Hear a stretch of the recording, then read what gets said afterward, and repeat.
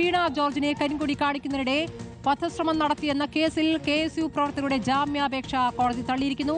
അർജുൻ കല്യാട് വിവരങ്ങളുമായി. അർജുൻ, ഇപ്പോൾ ജാമ്യാപേക്ഷ കോടതി തള്ളിയിരിക്കുകയാണ്, എന്താണ് വിശദാംശങ്ങൾ? സ്മൃതി, അതായത് KSU പ്രവർത്തകരുടെ ജാമ്യാപേക്ഷ കോടതി തള്ളിയിരിക്കുകയാണ്. Kannur judicial first class magistrate കോടതി 2 ഈ KSU പ്രവർത്തകരുടെ ജാമ്യാപേക്ഷ തള്ളിയത്. പോലീസ് ഇവരെ കസ്റ്റഡിയിൽ വേണം എന്നുള്ള ആവശ്യം നേരത്തെ തന്നെ, അതായത് ഇന്നലെ നടന്ന വാദത്തിനിടയിൽ തന്നെ മുന്നോട്ട് വെച്ചിരുന്നു. അതിലേക്കായി 5-3 ഈ പ്രതികളെ കോടതിയിൽ ഹാജരാക്കണം എന്നുള്ള ഒരു കാര്യം ഇപ്പോൾ പോലീസിനോട് കോടതി നിർദ്ദേശിച്ചിട്ടുണ്ട്.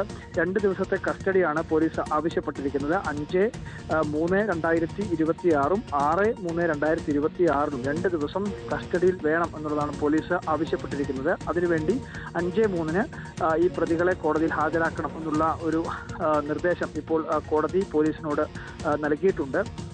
എന്തായാലും പ്രതിഷേധമായിരുന്നു, മന്ത്രിക്ക് അരികിലേക്ക് പോലും എത്തിയിട്ടില്ല എന്നുള്ളതാണ് KSU മുന്നോട്ട് വെച്ചിരുന്ന വാദം. മാത്രമല്ല, ദൃശ്യങ്ങളും അതൊരു തെളിവായി അവർ ചൂണ്ടിക്കാണിക്കുന്നുണ്ട്. പക്ഷേ ആ ജാമ്യാപേക്ഷ തള്ളുമ്പോൾ അതൊരു വധശ്രമമായി തന്നെ കോടതി കാണുന്നു എന്നുള്ളതാണ്. ഏതൊക്കെ വകുപ്പുകളാണ് ചുമത്തിയിരിക്കുന്നത് അർജുൻ കല്യാട്?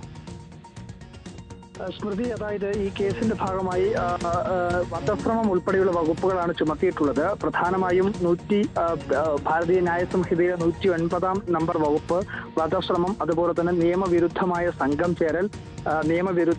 സംഘം ചേരലിൽ അക്രമമുണ്ടാക്കിയാൽ അതിനകത്ത് ചുമത്താൻ വേണ്ടി കഴിയുന്ന വകുപ്പ്, വഴിതടയൽ, പരിക്കേൽപ്പിക്കൽ, അപകടകരമായ ആയുധങ്ങൾ ഉപയോഗിച്ച് മനഃപൂർവ്വം ആരെങ്കിലും മുറിവേൽപ്പിക്കുക, ഔദ്യോഗിക കൃത്യനിർവഹണം തടസ്സപ്പെടുത്തുക തുടങ്ങിയിട്ടുള്ള വകുപ്പുകളും റെയിൽവേ ആക്ടിലെ 147 അനധികൃതമായി റെയിൽവേ സ്റ്റേഷനിൽ പ്രവേശിച്ചു എന്നതും റെയിൽവേ യാത്രക്കാർക്ക് ശല്യമുണ്ടാക്കുക എന്നുള്ള വകുപ്പുകളുമൊക്കെയാണ് കേസിന്റെ ഭാഗമായി ഉൾപ്പെടുത്തിയിട്ടുള്ളത്. അതിനകത്ത് ഏറ്റവും പ്രധാനമായി നോൺ ബെയിലബിൾ ഒഫൻസായി കാണാൻ വേണ്ടി കഴിയുന്നത് വധശ്രമം ഉൾപ്പെടെയുള്ള വകുപ്പാണ്. 109 BNSലെ 109 നമ്പർ വകുപ്പാണ്.